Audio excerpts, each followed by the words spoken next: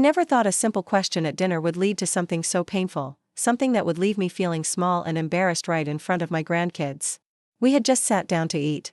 The table was nicely set: roast chicken, mashed potatoes, and peas. Rachel knows I like peas. The kids were already eating, laughing, their little voices bouncing off the walls of her neat, quiet kitchen. It had taken everything I had just to speak up.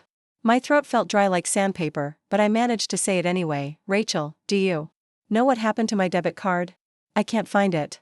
As soon as I asked, everything went quiet. Rachel looked up sharply from her plate. Her eyes narrowed, and I could feel the tension building like a storm rolling in. The kids kept eating, not noticing anything was wrong. But I felt it. I knew something bad was about to happen. What did you just say? She asked, her voice cold and sharp. I started to explain, and then stopped. Because there was never a just with Rachel. You couldn't say anything without it turning into something bigger. Before I could finish, she stood up, fast. She didn't shout. Her hands didn't shake. But she grabbed a fistful of my hair and yanked my head close. My scalp burned. Don't you ever question me in front of my kids, she whispered in my ear, like poison. The room was still. Emma had mashed potatoes on her chin. Jacob's fork was frozen halfway to his mouth. No one said a word. No one moved. That's when I realized, I didn't matter. Not to them. Not anymore. I didn't cry. I didn't yell. I didn't even react when she let go. I just stood up, grabbed my coat with shaking hands, and walked out. The front door. I closed it gently behind me. No one came after me. The cold night air hit me like another slap, but it felt real, at least. Honest. I stood there on the curb in my house slippers, my head still throbbing, watching little clouds of breath rise into the air. I had no wallet. No money. Not even my phone. But I couldn't go back in. I couldn't pretend everything was okay after that. Because that wasn't just anger, that was control. That was someone who thought she owned me. I walked down the street, my heart pounding so hard I couldn't tell if it was from fear or heartbreak. Probably both. As I turned the corner, I finally whispered the truth out loud, just for me. She loved my money more than she loved me. And right then, something inside me shifted. I didn't know where I was going. But I knew one thing for sure, I wasn't going back. That night, I ended up sitting on a bench outside a senior shelter, the same one I used to volunteer at, back before Rachel moved me into her guest room. I never thought I'd be the one needing it. The woman at the front desk didn't even recognize me at first. I must have looked like a ghost, wet from the rain, silent, worn out. She gave me a blanket. I told her, I'm not broken. I'm just starting over. She nodded and didn't ask questions. Inside, the building smelled like cleaning supplies and hope. My room was tiny, barely the size of the closet Rachel had emptied for me. But it was mine. I closed the door, locked it, and sat on the bed. I didn't cry. I just breathed, slow and steady, and I started to think. From my tote bag, I pulled out my little leather journal, the one thing I had managed to grab before walking out. I opened it to a clean page and started writing. Day 1. Tonight, my daughter pulled my hair. Not because I yelled or cursed or asked for something big. I just asked where my bank card was. My hand shook, but I kept going. She said she'd take care of everything after her husband Jason died. Her voice was soft. I believed her. I was so tired and lonely. It felt good to be needed. Back then, I didn't see the signs. She rerouted my mail to help. She combined our bank accounts to make things easier. She took my phone to set up a family plan. Soon I couldn't access anything, my money, my appointments, even my church updates, without going through her. And then, she started speaking for me. She told my pastor I wasn't feeling well. He said he'd pray for me. But I never asked her to say that. I never got to say goodbye to anyone. Once, I said maybe I'd call Joan from my church group. Rachel didn't even look up. She just said, you don't need people who only check in when you're not well. That's when I knew. This wasn't love. It was control. And tonight was the proof. Now, I've got this little room, a journal, and a fresh start. It's not much. But it's mine. And I'm going to make something of it. She says they need prayers, Mom. That was the last thing she said. Just like that, the conversation was over. The lights dimmed in the shelter. Around me, other women settled into their beds, some chatting quietly, others already silent. One woman nearby snored softly. Another hummed a lullaby to herself like she was rocking a baby only she could see. The air felt thick, not just with sleep, but with stories, heavy ones, full of things no one had asked to hear. I closed my journal and slipped it back into my bag. Lying down, I stared up at the ceiling, trying not to cry. But the tears came anyway. Not because of the pain. Because of the shame. Not shame for what Rachel did, but for how long I let her. I used to think helping her was love. I thought handing over control meant I trusted her. But tonight, it hit me hard and clear: trust, in the wrong hands, can become a weapon. The next day, I found myself sitting in a cold little office that smelled like printer ink and old coffee. The chair under me was cracked vinyl, and I was holding my notebook like a lifeline. Across from me sat a young lawyer. His eyes were kind, and his voice was soft. He didn't ask why I was there. Not yet. He just handed me a pen and said, "Take your time." But I didn't need time. I needed help. So I wrote. I wrote everything I could remember: the debit card that disappeared, the mail that suddenly stopped showing up, the joint accounts I never agreed to open. I wrote about how Rachel smiled sweetly when she told the neighbors I was fragile. How she laughed off my confusion like I was some cute little project, something to be managed. When I handed the pages back to him, he read for a moment, then looked up and asked, "Miss Hastings, how long has this been going on?" I hesitated. "Since she lost Jason," I said. Then I added quietly, but honestly, "I think it started long before that." He nodded, like he wasn't surprised. "And your accounts, are they in her name now?" "No," I said, my voice cracking. "They're still in mine. But I haven't had access in months. She has my logins, my cards. She changes the passwords before I can get in." He typed something on his computer, then looked at me gently. "Do you have any proof of coercion or fraud?" "I have my journal," I said. "And my phone, some screenshots I managed to take before she grabbed it. I even printed some emails. I don't have them with me, but I can get them." He smiled, small but real. "That's more than most. Let's start there." I let out a long breath I hadn't even realized I was holding. It wasn't quite relief. But it felt close, like maybe I wasn't alone in this. "You're not the first," he said, voice softer now. "And you won't be the last. What your daughter's doing, it's financial exploitation. It happens more often than people think." I looked down at my lap. My hands were shaking, but not from age this time. From anger. From finally letting myself feel it. "She tells everyone she's helping me," I whispered. "That I'm fragile. That I forget things. And the worst part? People believe her. They thank her. They call her a saint." He nodded. "We'll get your records and go over everything. If there's evidence of mismanagement or fraud, we can start with a letter of demand. Possibly more." His words sounded cold and legal, but underneath, I felt something stir, something I hadn't felt in a long time: power. As I stood to leave, he handed me his card. "If she tries to move any more money," he said, "call me first. Don't confront her. Don't argue. Just write it down. And call." I nodded and tucked the card into my old wallet, the one she hadn't found. It only had a few dollars in it, but it was mine. It felt like freedom in my pocket. On the way back to the shelter, I passed a grocery store and caught my reflection in the window. Rachel's voice echoed in my head: "She gets confused. She's lonely. She's not thinking straight."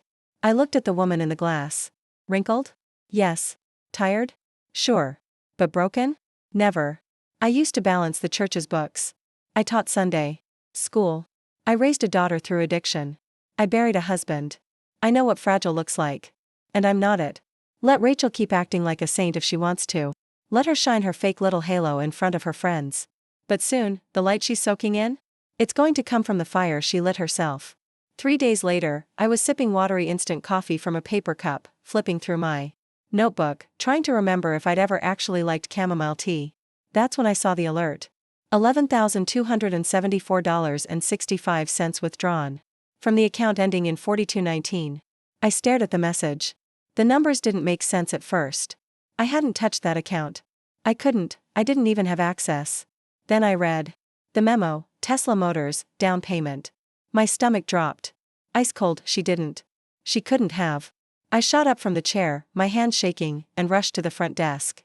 I walked up to the front desk and quietly asked the volunteer if I could use the shelter's computer. It was old and clunky, and it made strange whirring noises every time I clicked something, but it worked. I typed in the bank's website and tried to log in. Password denied. Again. Account locked. Again. I leaned back in the stiff plastic chair, feeling like the air had just been knocked out of me. She'd done it. Rachel had actually gone and bought a car, with my money. A Tesla, from the look of the charge. Probably white. She always said she wanted one, to match her vibe. Then another email caught my eye. It was buried in my backup inbox, stuck in the junk folder: trust beneficiary structure confirmed. No. My heart started to race. I clicked it open, barely breathing. It was cold, businesslike, one of those automated notices banks send. When someone changes something big, legal big. It had the account number Jason had set up for me before he died. The trust fund. The one he told me never to touch unless it was a true emergency. Except now, it didn't list me as the only controller anymore. It said Rachel Hastings, co-trustee. I felt like the floor had dropped out from under me. My mouth went dry. Somewhere in that pile of papers I signed at the kitchen table, those routine updates she said needed my signature, she had snuck this in. She made herself co-trustee. Now she had full access to the only thing Jason left behind just for me. The one thing meant to keep me safe if things ever got bad. And now it was just hers. I pushed away from the desk and stumbled outside into the cold afternoon. The wind hit me hard, but I barely noticed. I couldn't breathe. Couldn't think. It wasn't just about money anymore. It was about Jason. It was about the promise he made to protect me, even after death. And Rachel had taken that gift and turned it into a shopping spree. I wandered for blocks, my mind blank. The hot soup waiting at the shelter was long forgotten. Eventually, I found myself sitting on a park bench under a dry, brittle oak tree. The wind bit at my face, but I didn't move. She didn't just steal from me. She planned it. She waited until I was tired, lonely, worn down. She isolated me. Then she wrapped her theft in hugs, birthday cake, and sweet talk about making things easier. She smiled while she was robbing me blind. Jason trusted her. I did too. And she used that trust like a knife. My fingers were freezing, but I pulled out my journal anyway and scribbled on the next page in shaky, angry handwriting, "She's not just taking my money. She's rewriting my life, turning me into some helpless old woman who needs saving. Meanwhile, she's the one burning the house down." Later that day, back at the shelter, I noticed a flyer taped to the bulletin board near the dining room: free tech workshop for seniors, learn how to retrieve deleted messages, recover data, and protect your privacy online. I almost walked right past it. But something inside me, maybe curiosity, maybe plain desperation, made me stop. I stared at one line: recover deleted messages. My fingers twitched. Rachel always said I was too old for tech. Said it was safer if she handled it all. I remember once asking how to back up my photos. She actually laughed and said, "You'll just mess it up, Mom." But then I remembered something she said when Jason died, so casually at the time, about linking my phone to her cloud account. "To simplify things," she said. And like a fool, I nodded and let her do it. So I signed up for the workshop. We sat in a basement room of the library, about 10 of us, gray-haired warriors, as I like to call us, while a kind young woman explained how even if something's deleted, it might still be backed up in the cloud. I listened closely. Every word. After class, I stayed behind and asked questions. She showed me how to try different recovery tools: iCloud, Google Backups, app histories. I took notes like a student cramming for an exam. Back at the shelter, I borrowed a shared laptop and followed her steps one by one. It was slow. My hands were stiff. I had to stop and start over a few times. But after an hour, something started to appear. Old messages. Deleted texts. Backup files. And then, her voice. "Rachel." It started fuzzy. But then came in clear. "I mean, come on. I deserve some of that money. She's old. She doesn't even use it. I'm the one raising kids. I'm the one drowning in bills. She should be thanking me." My heart pounded in my ears. God, if she asks one more question about her bank card, I swear I'll scream. I'm doing her a favor. If she knew how bad things were after Jason died, she'd panic. Better to keep her in the dark. And then the one that made my skin crawl: "I'll just tell the neighbors she's slipping. That'll buy me time if she starts poking around." Every message was like a little knife. Not just because of what she said, but because deep down, I think I already knew. I just didn't want to believe it. I used my last $20 to buy a new USB drive. Then I copied everything onto it: texts, call logs, screenshots. I named the folder Rachel Hastings, Evidence. No fancy names. No drama. Just the truth. I held that little blue USB in my hand and stared at it like it was something sacred. Everything Rachel used to make fun of, my age, my slow thinking, my forgetfulness, had ended up being the very things that helped me see through her lies. She never thought I'd figure any of it out. But I did. She underestimated me. That night, I sat by the shelter window with the USB resting in my palm like a promise.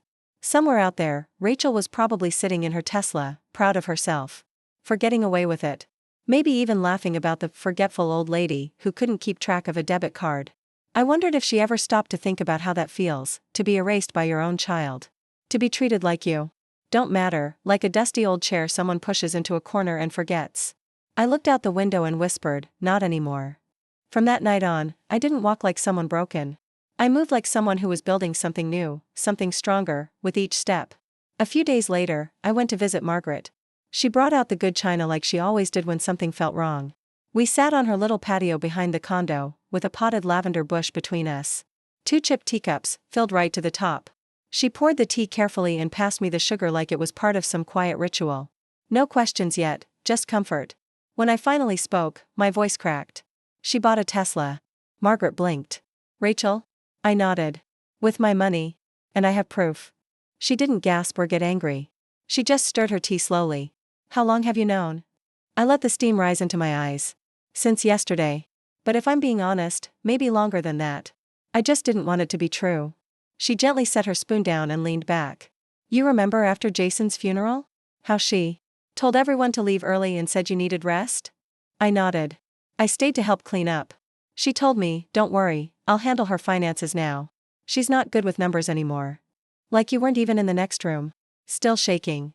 I swallowed hard. Why didn't you tell me? I tried, she said softly. But grief makes everything cloudy. And guilt? Guilt makes us forgive things we shouldn't. I stared at the lavender bush, its little purple flowers swaying in the breeze. I thought I was helping her. After Jason died, she was so tense. Her jaw was always clenched. I figured if I just stayed out of her way, she'd calm down and find herself again. She did, Margaret said. Right on top of you. She wasn't being mean. She was just telling the truth. And she was right. She used to call me every day when Jason was sick, I said quietly. She asked about vitamins, home remedies, his sleep. She sounded so caring. So focused. And then after, Margaret said gently, that care turned into something else, control, fear, panic. But instead of dealing with it, she made you the villain. I sat still, letting her words settle around me like dust in sunlight. Do you think, I hesitated. Do you think it's my fault? That I didn't speak up sooner? Margaret placed her hand on mine. It was warm and steady. Ella, leasing Tommy? Being quiet doesn't mean you're guilty. And love isn't something you owe like a debt. She used your trust. That's not a mistake. That's a decision. The tears came, soft, unexpected, and unwanted. I don't know how to fix this. You don't fix people who don't even see you as a person, she said. You protect yourself. That's what love looks like when you turn it toward yourself. I nodded slowly. She'd always seen things clearly, especially when I couldn't. I gave a lawyer the USB, I said. He's looking into it all. Good, she said, firmly. Let him. Let someone else carry the weight for once. We finished our tea in silence. Birds were singing somewhere nearby, and the lavender smelled strong and real, like something that didn't pretend. Before I left, Margaret hugged me longer than usual. Don't let her steal your stillness, she whispered. On the walk back to the shelter, I kept thinking about that word, stillness. Not weakness. Not confusion. Just stillness, quiet strength. 2 days later, I walked into the lawyer's office. I handed him the USB and said, I've gathered everything you asked for. It's all here. He leaned forward, fingers touching. Lightly, not rushing. Good, he said. Let's take a look. He flipped through each file with care. I've read about cases like this, he said slowly. But I've never seen one this well organized walk through my door. I gave him a small, tired smile. You've never met someone like me. I gave a small smile and said, I was a church treasurer for 15 years. I know how to keep records. The lawyer chuckled quietly, but then his face grew serious. Elaine, he said, this isn't just someone taking advantage of an elderly person. If what's in this notebook and USB checks out, we could be looking at fraud, forgery, even a serious breach of legal responsibility. Can we undo what she did? I asked. The co-trustee rights, the account access? He opened the notebook and flipped through a few pages, his eyes scanning quickly. If those signatures were faked, or if she pressured you into signing under false information, then yes. It'll take some time, but we'll start by filing a motion to review the changes she made to the trust. And we'll file an injunction to freeze everything until a full audit is done. I nodded slowly. My hands were calm, but my heart was pounding. It felt strange, talking like this. Like someone who'd had enough. Like someone ready to fight back. There's one more thing, I said. He looked up, waiting. I don't just want things reversed. I want a record of what she did, a legal trail. Something permanent. So if she ever tries to do this again, to me or to anyone else, it's all there. He nodded firmly. We can do that. We'll go for civil charges and also report it as financial abuse to the district attorney. With what you've documented, we have a strong case. When I left his office an hour later, I felt lighter than I had in a long time. Nothing had been fixed yet, but the first stone had been set. For the first time since Rachel had smiled sweetly and said, "Just sign here, Mom," I felt the ground under me start to feel solid again. I took the long way back to the shelter. Let the city noise swirl around me. Let the wind tug gently at my coat collar. Rachel didn't know it yet. She was probably still driving around in her shiny new Tesla, telling her neighbors she was some kind of hero, taking care of her poor, confused mother. But she wasn't the one holding the pen anymore. The story had changed hands. 2 days later, a manila envelope showed up at the shelter. The courier didn't wait for a signature, just dropped it under the door and left. I knew that kind of envelope. It was thick, heavy, the kind of thing that carries someone else's control inside. I opened it slowly. My hands felt cold even though it was summer. Notice of petition for conservatorship, filed by Rachel Hastings. The words blurred, then snapped into focus: alleged early-stage dementia, inability to manage financial, medical, or legal decisions, immediate request for court-appointed control. My ears rang. I sat down hard on the cot as the floor tilted beneath me. She wasn't just after my money now. She wanted it all: my rights, my voice, my mind. She wanted the court to lock me inside a silent box with no way out. She wanted the state to believe I couldn't even speak for myself. I flipped through the papers quickly, scanning her statements. She forgets dates. She's paranoid, accuses family of stealing. She wanders. She forgets names. It read like a made-up story. But it was the kind of story that destroys people slowly. One lie at a time, buried under paper and doubt. And then, on the last page, I saw it: a request for emergency powers. If the court agreed, she'd get full access to everything, immediately. She didn't even need to win. She just needed the door cracked open. I couldn't breathe. My hands shook. I wanted to scream, to rip the papers up and throw them in her smug face. But I didn't. I folded the documents back into the envelope, sat still for 20 minutes, and let the heat crawl up the back of my neck. This was war. And Rachel was ready to bury me alive to win. But she had picked the wrong version of me to fight. The woman who used to second-guess herself, who kept quiet to keep the peace, who thought love meant forgiving everything, that version of me? She died the night Rachel yanked me by the hair in front of her kids and called it care. What was left now was someone focused. Precise. Someone who didn't need to shout to take down a lie. I grabbed my phone and, with shaky fingers, texted Mr. Everett: received petition.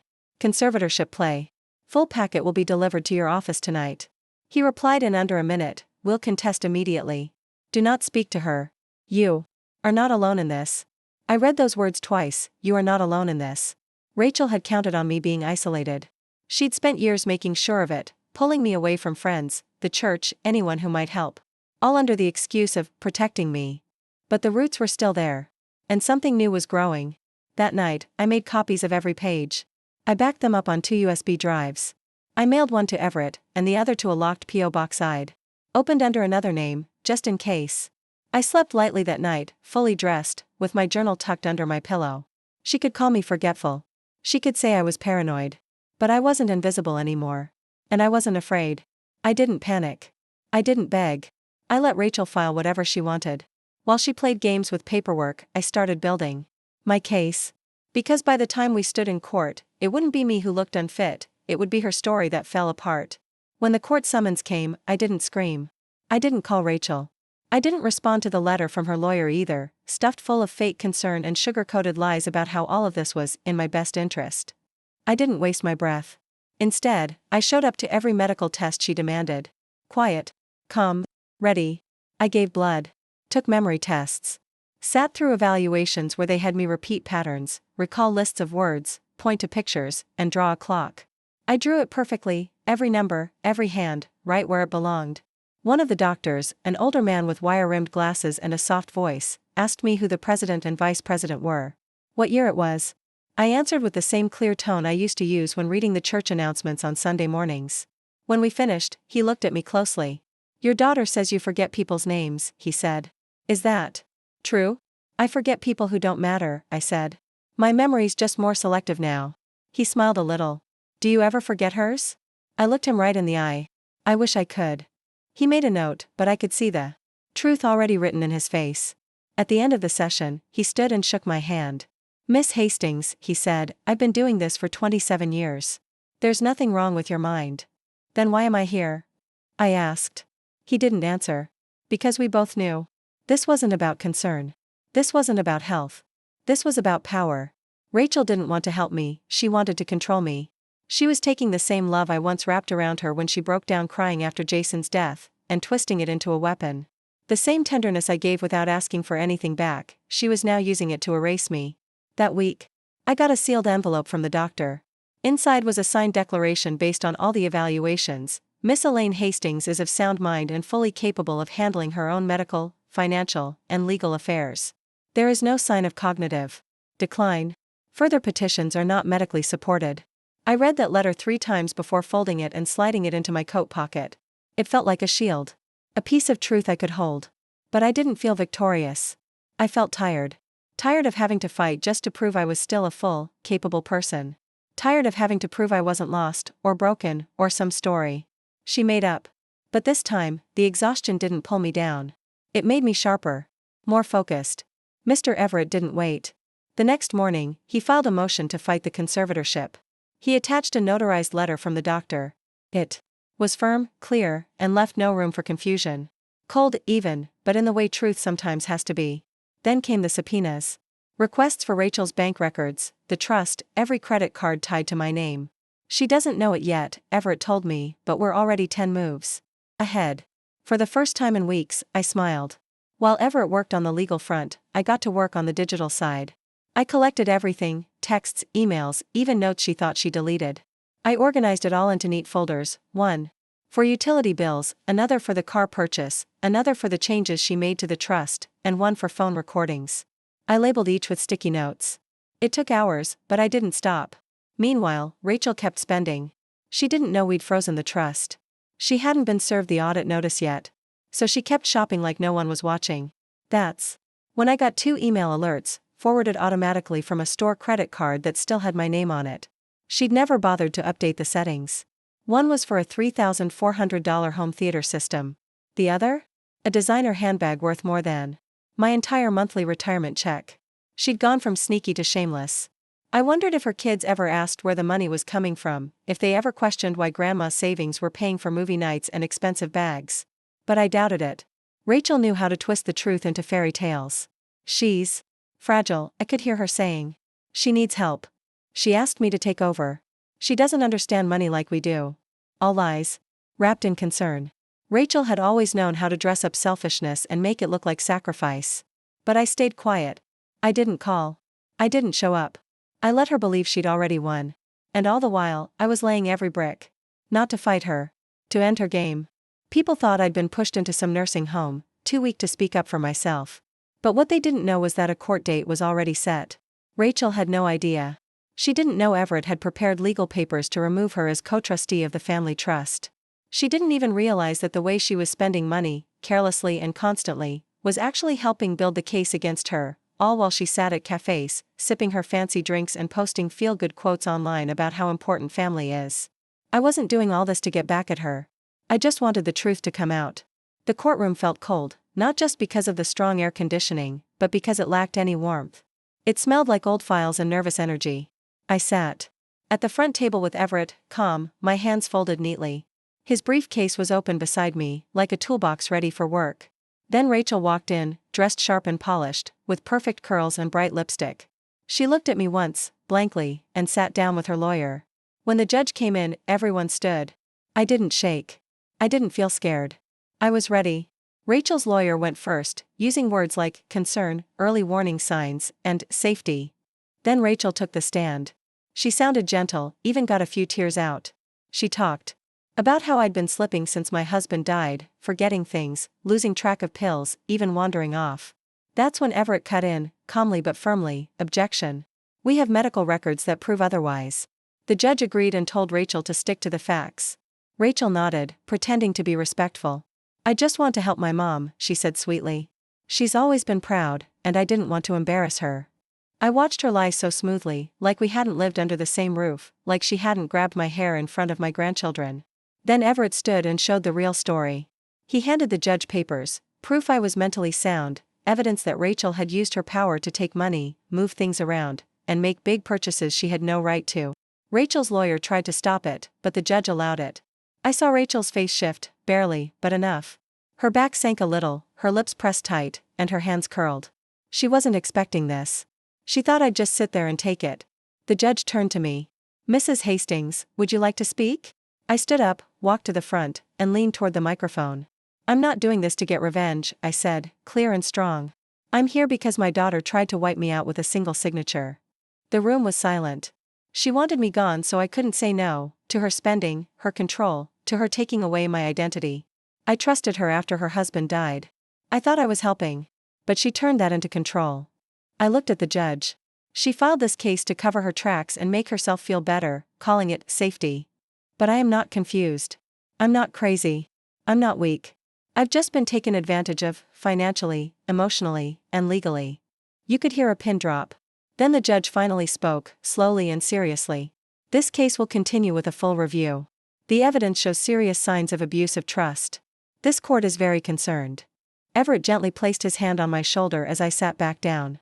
And as Rachel walked out, eyes watery, lips pressed tight, I didn't feel like I'd won. I just felt certain. The silence I had lived in for years was finally over. Later, I took a small box to the district attorney's office, a plain beige building that buzzed with that cold, tired feeling only government offices have. I sat across from a young woman in a navy suit. Her badge said investigator, but her tired eyes said she'd seen a lot of family heartbreak. I didn't cry. I just placed the box in front of her. Inside were years of proof, notes, receipts, copies of trust changes, voice recordings, even a folder stamped affidavit, Hastings, E. I pushed it toward her and said, "It's all there. Every piece. Signed, dated, and real." She opened the folder and slowly read the first lines of what I'd written. "You're saying she forged the amendment?" she asked. "No," I said gently. "She tricked me into signing it. Told me it was just to make things easier." I asked her questions, and she had answers, every single one a lie. "And that Tesla?" "She bought it using money she transferred from my account after making herself co-trustee." The woman nodded, not shocked, just sad. "Most people who suffer financial abuse like this don't have such solid proof," she said quietly. "Usually, the victims either can't track what was taken or they're too ashamed to talk about it." I looked straight at her. "I'm not ashamed. I was lied to." She tapped the folder softly. "Would you be willing to testify about this? In court, under oath?" "I already testified once," I said, "to stop her from stealing my name. I'll do it again, to stop her from doing this to someone else." She paused, then stood up. "I'll be right back." I waited in that cold, quiet room for nearly 20 minutes, my hands wrapped around a coffee cup that had gone cold. When she returned, she wasn't alone. A tall man with sharp eyes in a gray suit walked in behind her. "This is Adia Carson," she said. "He's reviewed your file." He sat down beside her, flipped through some pages, then looked me in the eye. "Miss Hastings," he said, "if even half of this is verified during the audit, we're looking at more than just mistakes. This could mean real charges, fraud, financial abuse, and a court order forcing her to pay the money back." I nodded firmly. "Do what you have to. I'm not here to destroy my daughter. I'm here to stop her." He leaned in, serious. "We'll start a full investigation. But I'm also asking for a silent warrant. No press, no warning. When we move, it'll be quick and quiet." "I understand," I said. "I don't want this splashed all over the news, for me. But I do want it to stick." That afternoon, they took the USB, the notebook, and promised to follow up within the week. I walked out of the DA's office not happy, not proud, just clear. Rachel still thought this was just a family fight. She had no idea the state was about to walk through her door, with handcuffs. On my way back to the shelter, I passed the same cafe where she once bought me a single cookie and said, "See? I take care of you." This time, I walked in, ordered the biggest latte they had, and paid for it myself, using a bank card I'd gotten reissued in my name, one she didn't even know existed. I sat at a table by the window and drank it slowly. No stolen card. No permission. No thanks owed. Because this time, I didn't beg for justice. I brought it. It all happened on a Wednesday. Just a regular weekday, the kind people think is too ordinary for anything big. Rachel was at work. She loved reminding people she was at work, like I was supposed to be proud that she could balance parenting, fraud, and designer clothes all at once. I was in a quiet office downtown with Ada Carson, finishing some paperwork. He said it like it was nothing, the warrant was executed this morning. I stopped. "What do you mean?" "She was arrested at her office. No press. No cameras. But her coworkers saw the whole thing. I imagined it, the sound of her heels on the hallway floor, the look on her face when the officers walked in, and the moment they gently slipped the cuffs on. Not rough, not cruel, just firm in public. Rachel always cared about appearances, the perfect mother, the grieving widow, the woman who could do no wrong. But now that mask was gone. Carson kept talking, something about the next court dates, freezing assets, but I barely heard him. For the first time in months, I wasn't worried about what Rachel might try next. She wasn't in control anymore. I let out a breath I hadn't even realized I'd been holding since the night she dragged me by the hair in front of my grandkids. Carson stood and shook my hand. "It's not over yet," he said, "but she can't touch your money again. And if the judge agrees with our request, she'll never be allowed to handle anyone else's finances either." I walked out of that building alone but steady. The wind outside was cold, but not harsh, more like a fresh start. I passed a newspaper stand, half expecting to see her face on the front page. But there was nothing. And honestly, the quiet felt right. This wasn't about shaming her. It was about keeping people safe. It was about drawing the line, not in hope, but in ink. And in that same courtroom, with the same judge and stiff wooden benches, something was different this time. Rachel didn't walk in looking polished and in control. She was brought in by a court officer. Her blazer was too big. Her wrists were bare. Her jewelry was gone. And so was her power. She didn't look at me. Not once. I sat next to Mr. Everett, calm and still. I didn't need any notes, no papers shaking in my hands. I wasn't scared anymore. I didn't need protection. I was the story now. The judge spoke in a firm, no-nonsense voice. "We're here today for an evidentiary hearing on charges of financial abuse, fraud, and breach of fiduciary duty related to the Hastings Trust." Rachel's lawyer tried one last time to twist things, to make it sound like there were just emotional misunderstandings or stress from family problems. But even he didn't sound sure of what he was saying. It was too late. The truth had already been laid out. Then the judge turned to me. "Mrs. Hastings, would you like to testify?" I stood up and walked to the witness stand, slow, steady, every step full of purpose. The moment I raised my hand and took the oath, it felt heavier than before. Not because I was scared of lying, I wasn't. But because I had waited so long. Just to be heard. "I love my daughter," I began, voice strong but honest. I trusted her. After her husband died, she said she needed help. I thought I was giving her support. What I gave her, without knowing it, was a chance to take everything. Rachel didn't look up. Her eyes stayed glued to the table. "She told our neighbors I was slipping," I continued. "She redirected my mail. Took control of my bank accounts. Said, 'Don't worry, I'll handle it.' I thought she was helping me." I turned toward the judge, not toward her. "I didn't hand over power. I handed over trust. And she used it to write checks for herself. Not to take care of me, but to take what she wanted." The courtroom went silent. Mr. Everett stepped up and handed the judge a folder. Inside were photos of everything Rachel had bought, the luxury items, the car, the money moved from the trust. There were also text messages, documents from the USB, and a doctor's letter confirming I was mentally sound.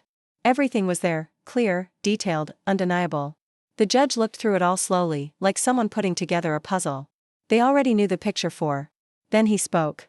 "This court finds Ms. Rachel Hastings' actions to be a serious betrayal, not only of her duties as trustee but of the sacred trust between a mother and her child. The evidence of manipulation, isolation, and financial exploitation is overwhelming. The court recommends that criminal charges proceed under Penal Code Section 368. Rachel didn't say a word. She didn't even move. The judge went on, "Additionally, Mrs. Elaine Hastings is reinstated as the sole trustee of the Hastings Family Trust. All access previously granted to Ms. Rachel Hastings is revoked, effective immediately." Just like that, it was done. No yelling. No drama. Just a decision as sharp and final as a door slamming shut. I stepped down and returned to my seat. There were no tears. Just a feeling of deep clarity. I didn't look back at Rachel as she was led out of the courtroom. There was nothing left to see. She hadn't looked at me once while I spoke. And I realized then, it wasn't shame in her silence. It was fear. Because for the first time, she wasn't dealing with a confused old woman asking where her bank card had gone. She was facing someone who knew exactly where every dollar, every signature, and every lie had landed. And now, the entire courtroom knew, too. I thought I understood why she did it.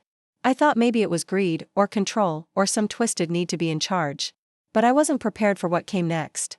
The prosecutor stood up with a thick binder in his hands. "Your Honor," he said, "during the financial audit, we uncovered something not mentioned in the original case file." He handed the binder to the judge, who opened it carefully. "This contains credit reports, old business records, and evidence of large debts tied to Jason Hastings, the late husband of the defendant." That was the first time Rachel looked up. Not at the judge. At me. Her eyes were wide. Her mouth hung open slightly. She knew what was coming. The prosecutor continued, after Mr. Hastings passed away, Ms. Rachel Hastings inherited more than just his name. She inherited nearly $92,000 in debt, old loans, unpaid business bills, and tax penalties from a failed company he never told anyone about. The room went still. She started taking money from her mother's accounts less than 3 weeks. After learning about these debts, he said, his voice calm but firm. Not out of hatred, maybe out of panic. But in the end, she committed fraud. She misled her mother. She exploited someone who trusted her completely. I couldn't move. I couldn't even blink. All I could do was stare at the pages in the judge's hands, copies of debt notices, forged documents, transfers I never approved. My name, scribbled over everything. There were documents I'd never seen before. Pages with my name on them, forms I never signed, numbers I didn't recognize. Rachel had done it all.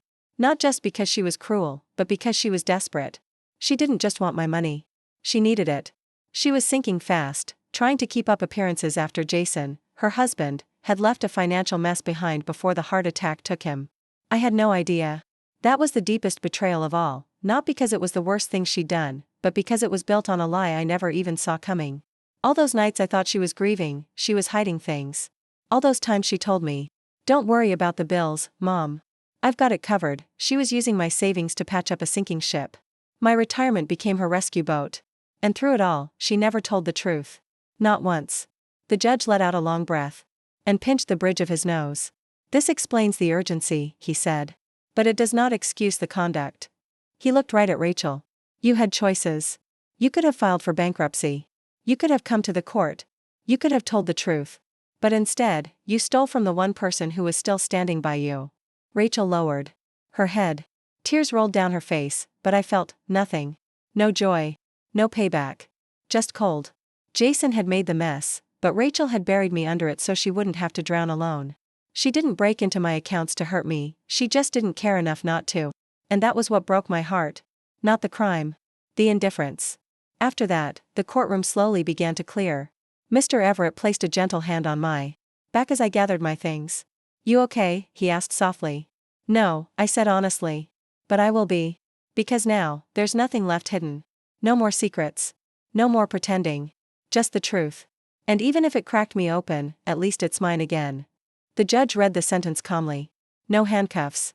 No gasps. No gavel slam. Just his voice, firm and final. "Rachel Hastings has been found guilty of serious financial misconduct involving her elderly mother, and of breaching her fiduciary duties. The court orders repayment of $147,620 to Elaine Hastings through a structured restitution plan, starting immediately." Rachel didn't move. She stood still, pale and quiet. Her lawyer lightly touched her arm, maybe to comfort her. She didn't react. The judge continued, "Given her dependent children and lack of any criminal history, the court grants house arrest for 12 months. During that time, Ms. Hastings will wear a GPS monitor, attend counseling, and give up control of any shared financial accounts. If she violates these terms, she will face immediate jail time." Then he turned to me, his voice a little gentler. "Mrs. Hastings, you may pursue civil action if you choose. The court finds you fully capable of managing your own financial affairs." I nodded, not because I planned to sue, but because I needed to hear those words out loud. Fully capable. And now, they were on record. People began leaving, their footsteps echoing softly. Everett leaned in to explain what would happen next, but I barely heard him. Because right then, I saw Rachel's children, my grandchildren, still sitting in the gallery. Emily was crying. Drew looked lost, like he didn't understand what was happening, only that something big had broken in two. A social worker gently called them to come with her. But they didn't move. Emily stepped forward. Her voice shook. "I didn't know. Grandma. I swear." I nodded. "I know, sweetheart." "Are you okay?" she asked. I paused, then said the truth. "No. But I'm better than I've been." She hugged me, tight. The kind of hug that says "I see you now." "I love you," she whispered. "I love you too," I said. And I meant it. The court gave me temporary guardianship of both kids until the next hearing. Rachel didn't fight it. She didn't say a word. She just walked out of the room, quiet, guarded, and not once did she look back. Later that week, I moved into a small apartment near the beach. It wasn't fancy, but it was mine. My name on the lease. My own mailbox. Key. No lies. No tricks. No shadows. Just peace. And the beginning of something new.